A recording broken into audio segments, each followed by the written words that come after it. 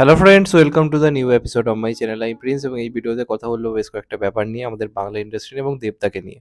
তো কথা বলবো টেক্কা নিয়ে এবং খাদান নিয়ে, দুটো সম্বন্ধিত কিছু আপডেট এসছে। তার মধ্যে খাদান সংক্রান্ত যে আপডেটটা, সেটা পুরোপুরি ক্রেডিট দিতে হবে অরিত্রদাকে। কারণ যেটা যে খবর যে সবার আগে দেয় তার নামটা নেওয়া, যখন কোনো মিডিয়া থেকে আমরা যখন কোনো খবর পাই আমরা সেই মিডিয়ার নামটা করি। তেমনভাবে অরিত্রদাও যখন খবরটা ফার্স্ট দিয়েছে অবশ্যই তার নামটা অবশ্যই নেওয়া উচিত।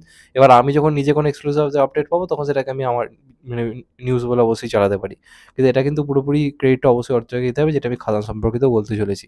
তার আগে যদি টেক্কা নিয়ে কথা বলি, টেক্কার কালকে শুটিং কমপ্লিট হওয়ার একটা আপডেট আমরা পেয়েছি, যেখানে শ্রীজিৎ মুখার্জি এবং দেব দুজনেই ছবি পোস্ট করে জানিয়েছে যে ইটস র্যাপ বলে জানানো হয়েছে। এবার অনেকের বক্তব্য, এই তো কদিন আগে মনে হয় শুটিং স্টার্ট হলো, আর কি 10 দিন হলো, তাহলে এর মধ্যে কী করে শুটিং কমপ্লিট হয়ে গেল, যখন এটাকে বলা হচ্ছে খুব বড় স্কেলে বানানোর একটা কাজ এটা হচ্ছে।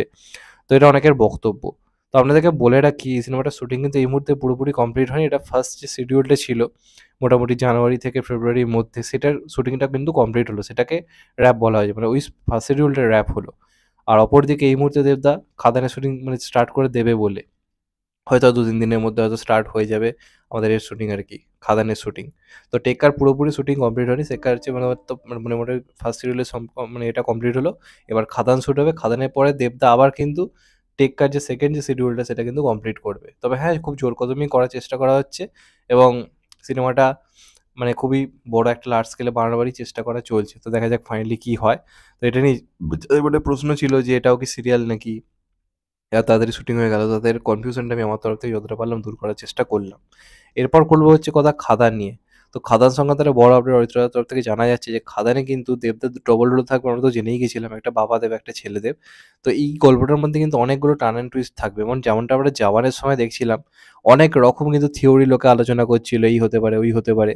তো বাংলাতে কিন্তু বহুদিন কোনো সিনেমার জন্য এই লেভেলের আলোচনা হচ্ছে যে এইটা হতে পারে ওটা হতে পারে।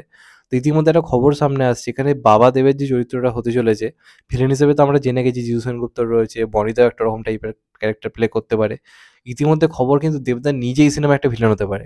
দেবদার যে বাবা দেব যে চরিত্রটা, সেটা একটা নেগেটিভ সেডের কিন্তু ক্যারেক্টার হতে চলেছে এবং সিনেমায় এমন একটা পজিশন থাকতে পারে যেখানে আমরা বাবা দেবের সঙ্গে ছেলেদেবকে লড়াই করতে দেখবো, এবং যে লোকটা সামনে এসছিল দেবদার খাদান থেকে, সেটা সম্ভবত ছেলেদেবের লুক, এখনো বাবা দেবের লুক সামনেই আসেনি। হতে পারে আমরা হয়তো দেবদাকে একটুখানি মানে কি বলবো, সাদা কালো চুল একটু অন্যরকম লুক হয়তো দেবদাকে পেতে পারে, এবং আমি চাই দেবদাকে একটু অন্যভাবে দেখতে। যেমন আমরা যদি অ্যাডলি সিনেমাগুলো দেখেন, সেখানে যখন বাবা চরিত্রগুলোকে দেখানো হয়, সেটা একটা অদ্ভুত রকমের সোয়াগ থাকে, মাস অ্যাপিল থাকে, যেমন জওয়ানে ছিল শাহরুখ খানের যে বাবা চরিত্রটাই সিনেমার মেন অ্যাট্রাকশন হয়ে গেছিল। অপরদিকে আপনারা যদি দেখেন মার্শাল বলি, যেগুলো থালাপতি বিজয়ের মার্শাল বা বিজিল বলে যে সিনেমাটা ছিল, সেখানে দেখবেন বাবার যে ক্যারেক্টারটাই, ওটার মধ্যে একটা অদ্ভুত ম্যাডনেস ছিল। তো যদি এই সিনেমাটার মধ্যেও সেটা থাকে, ছেলেদেবকে যদি বাবাদেব টেক্কা দিতে পারে এবং সেটা যদি একটা নেগেটিভ ক্যারেক্টার টাইপের হয়, তাহলে এরকম ফার্স্ট টাইম হয়তো বাংলায় হবে যেখানে মানে দুটো সেম ক্যারেক্টারের মানে অভিনেতা একে অপরের এগেনস্টে লড়াই করবে। এমনটা বাংলায় খুব একটা হয়েছে বলে বা কখনো হয়েছে বলে আমার তো মনে পড়ছে না, যে দুটো ডবল রোল ক্যারেক্টার একে অপরের এগেনস্টে।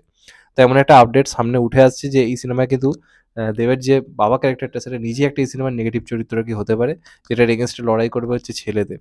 তো বুঝতে পারছো স্টোরিটা কোন লেভেলের হয়েছে বলে, নাহলে দেবদা কি এমনি এমনি কমার্শিয়াল সিনেমা করছে?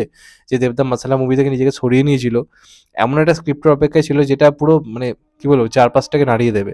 তো এটা সেরাম লেভেলেরই আই থিঙ্ক স্ক্রিপ্ট হয়েছে, নাহলে জিতু সেনগুপ্ত রাজি হয়ে যাচ্ছে, দেবদা নিজে রাজি হয়ে যাচ্ছে, এই দুজনে রাজি হয়েছে মানে বুঝতে হবে স্ক্রিপ্টের দম রয়েছে, কারণ জিতু সেনগুপ্ত বাংলায় খুব বেছে বেছে কাজ করে, আর দেবদা কমার্শিয়াল কাজ করছে এত বছর পরে। তো সেই লেভেলের স্টোরি আই থিঙ্ক রয়েছে। এবার অনেক রকমই খবর আসে, রেসপন্স দেখা যায় আলাদা, কি যেমন যখন জওয়ানের সময় আমরা অনেক কিছু প্রেডিক্ট করছিলাম যেখানে হয়তো 3টে শাহরুখ খান থাকবে, এমনও খবর আসছিল যে এখানে বাবা শাহরুখ খানটা সিনেমার ভিলেন হবে, নেগেটিভ পুরো ক্যারেক্টার, কিন্তু সিনেমায় দেখা যায় অন্যরকম। তো এই রকমের যে খবর বেরোচ্ছে, এটা একদিক দিয়ে ভালোই, সিনেমাটার হাইপটা কিন্তু আরও বাড়ছে। আর যদি এই সমস্ত খবর আসার পর আমরা যদি দেখি সিনেমায় অন্যরকম কিছু হচ্ছে যেটা আরও হাটকে, তাহলে সিনেমাটার হাইপ আরও বেড়ে যাবে। তো দেখা যাক ফাইনালি কী হয়। আমি তো খুবই এক্সাইটেড হয়ে গেছি খবরটা পেয়ে। তোমরা কতটা এক্সাইটেড অবশ্যই কিন্তু কমেন্ট করে জানাও। যদি চ্যানেলটা নতুন হয়ে থাকো, চ্যানেলটাকে সাবস্ক্রাইব করে দিও অ্যান্ড কেটে দেবে বেল আইকন। ভালো থেকো সবাই, টেক কেয়ার, নমস্কার, আবার দেখা হবে হয়তো ভাই। সবাই ভালো থেকো, সুস্থ থেকো, নমস্কার, টেক কেয়ার, আবার দেখা হবে।